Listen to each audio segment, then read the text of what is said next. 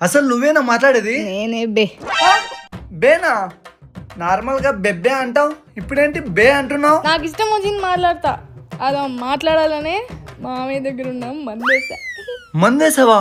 వేసావా అని షాక్ అవ్వకు, వేసా. ఆహా. బావా నువ్వంటే ప్రాణం బావా.